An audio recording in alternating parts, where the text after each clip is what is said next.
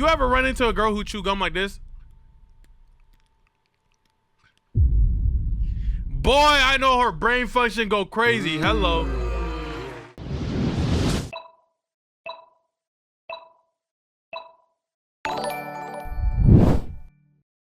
Welcome back to the Sandy Live Child. Today is gonna be me, it's gonna be chat. We'll react to a video from the one, the only, the homie. Educated curiosity, scientifically proven facts everyone still doesn't believe.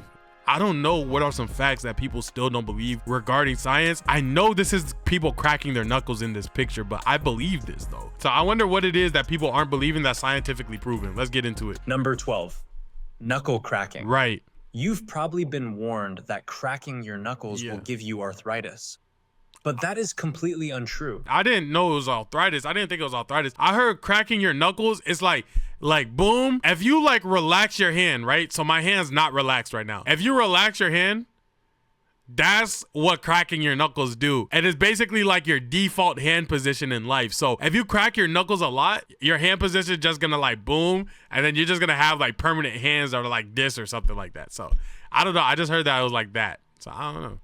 That's what I heard though. The popping sound is not your bones grinding together. It's the sound of tiny gas bubbles forming and bursting inside the fluid. I'm Bakugo? Hold on! Hold on! Hauser? Impact! Oh, shit.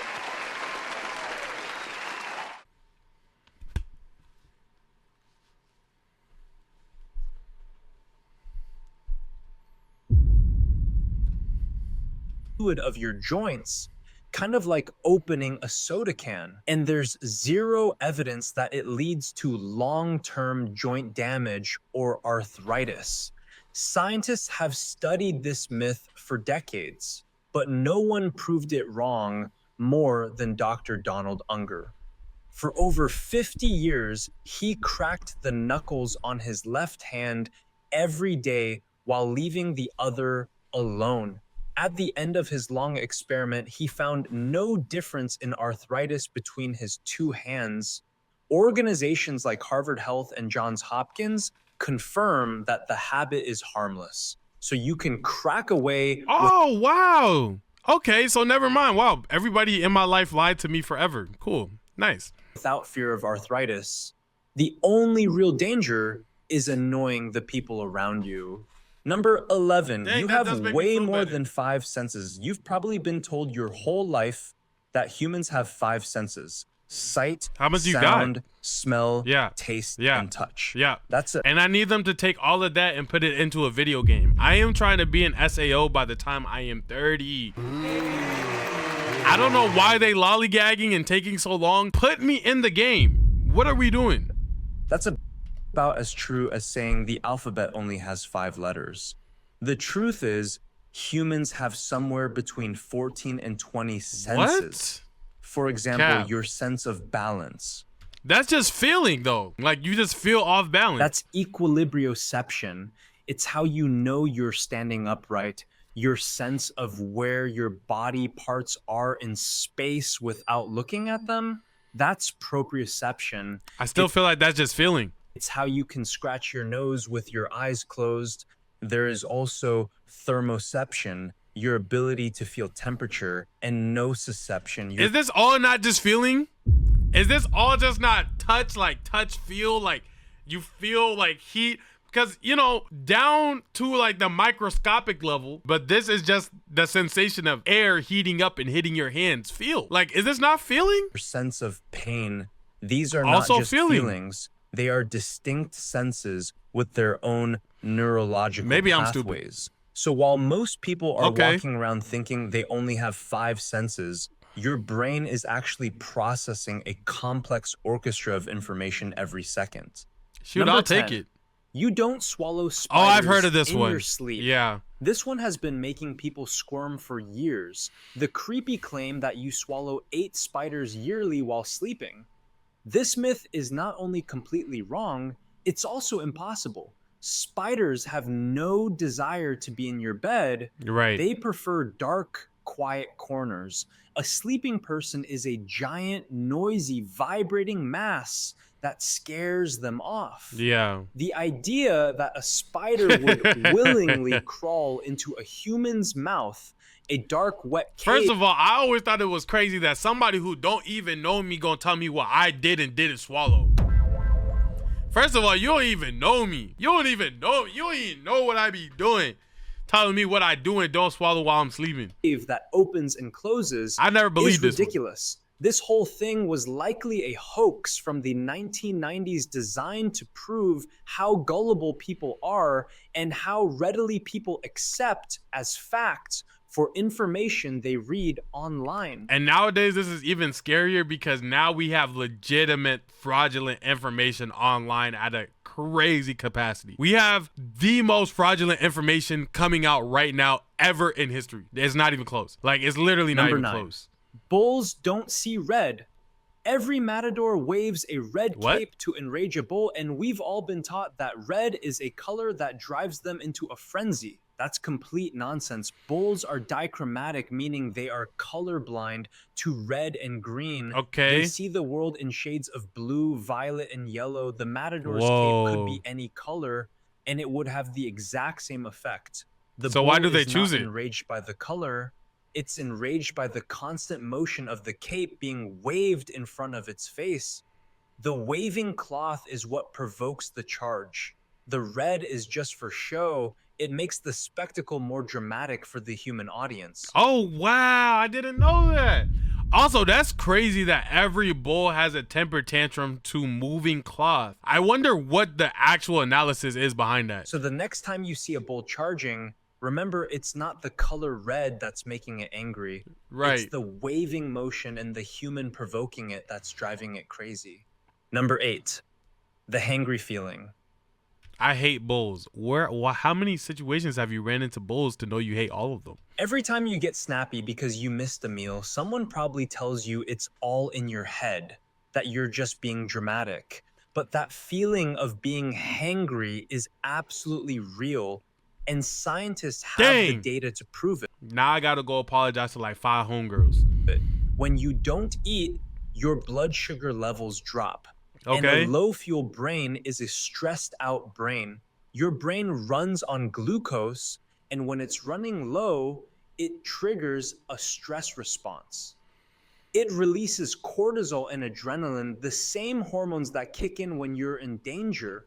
So while a kid bouncing off the walls at a birthday party is just excited. And when I'm bouncing off the walls, you're the one I can call. And 'cause you love me for who I am, I'll always love you more. Shoo-be-doo, shoo-be-doo.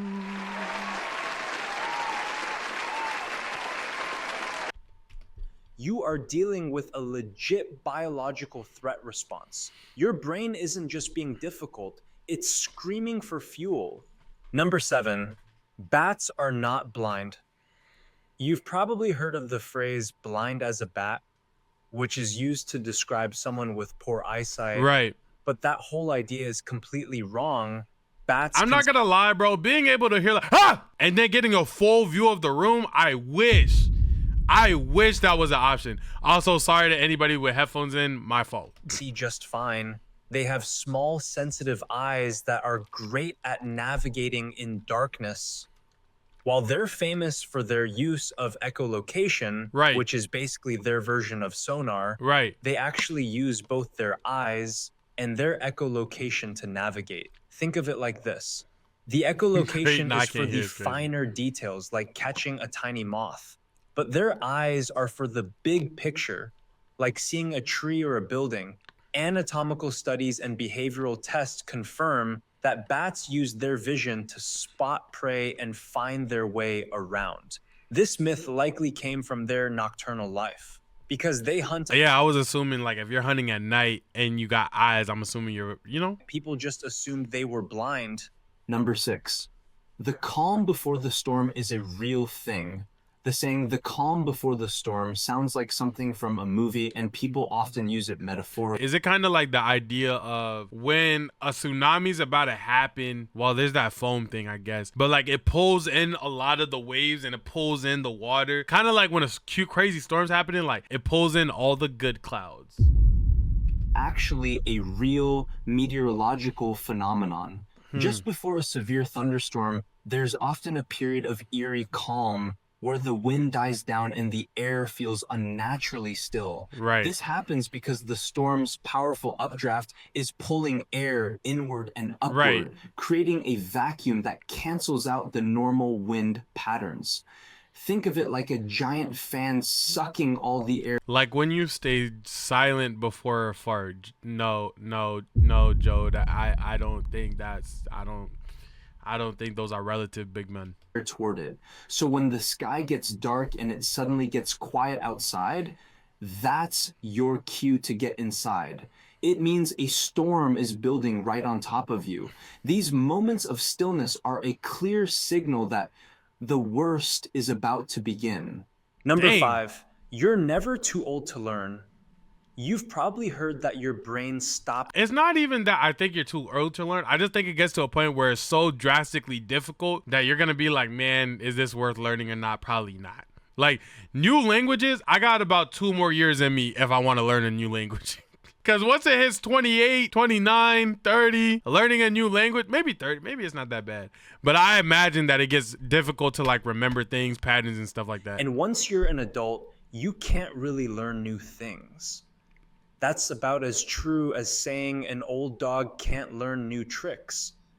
This idea is so common that people stop trying to learn new skills in their 30s or 40s. That's literally The what I just truth said. is, your brain is a lifelong learner. Right. Scientists now know about neuroplasticity, which is just a fancy word for your brain's ability Ask Yo-Yo to teach you Spanish. You're right. to rewire itself and form new connections at any age. Even at 80, you can learn a new language or how to play the piano. Your brain will create new neural pathways. While it might take a little more work than when you were a kid, it's completely possible. Your brain is a muscle that gets stronger the more you use it. So if you've given up on a skill thinking you're too old, your brain is just waiting for you to get started. Number 4, gladiators were the celebrities of their time. You've probably heard that gladiators were all slaves forced to fight to the death. I actually never heard that before. Was I supposed to? Was I supposed to hear that? I feel like maybe I was the only one who didn't get that out there. I thought gladiators were like lit. Oh, but gladiators were rock stars and he's saying, okay. While some were slaves, this whole idea is completely wrong. This whole gladiator myth was made up by Hollywood. Gladiators were elite athletes and celebrities Right. in ancient Rome, Okay, yeah, they were lit. That's what I thought. not just desperate men in a death sport. Like some hoopers. Going into battle wearing something that could get you killed is not practical. But gladiator fights were heavily regulated. They had referees and doctors on call. Most fights didn't end in death. They often ended with a fighter giving up or a referee stopping the match. The real gladiators that archaeologists have found were often well-fed, well-cared-for professionals with their own training schools and even unions. Oh, that sounds Now, lit. millions of people think gladiators were just a brutal part of ancient history, when in reality, they were the paid entertainers of their time. Number 3, chewing gum boosts your brain.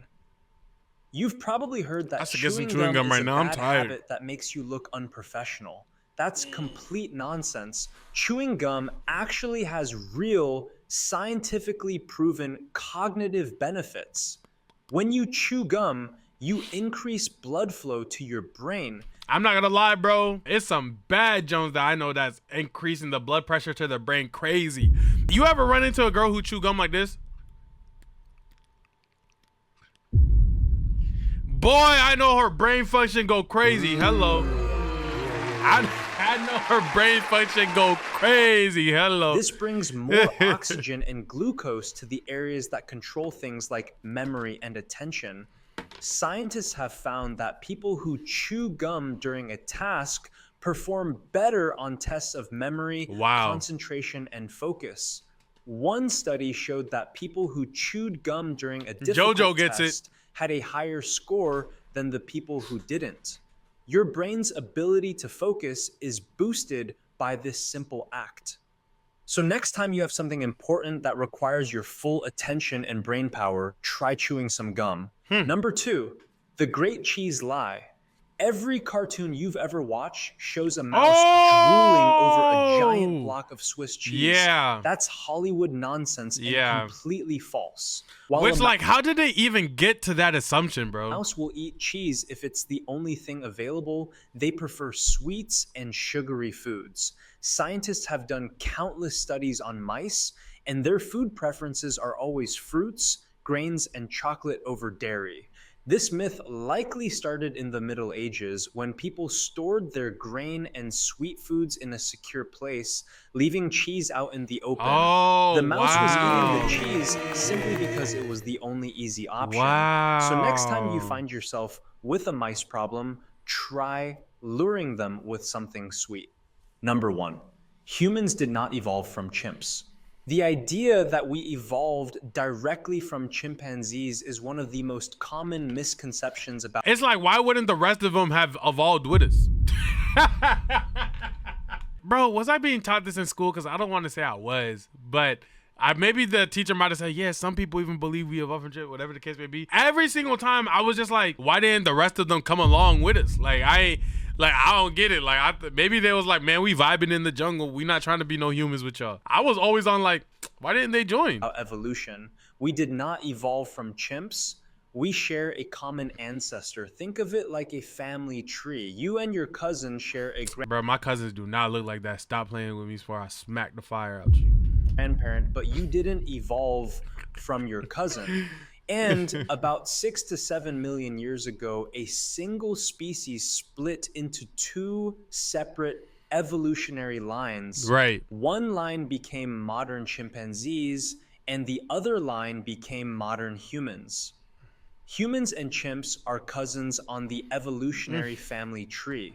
So while we share 98% of our DNA, It's just my room. that doesn't mean we came from them. Right. The fossil record and DNA evidence show a parallel journey.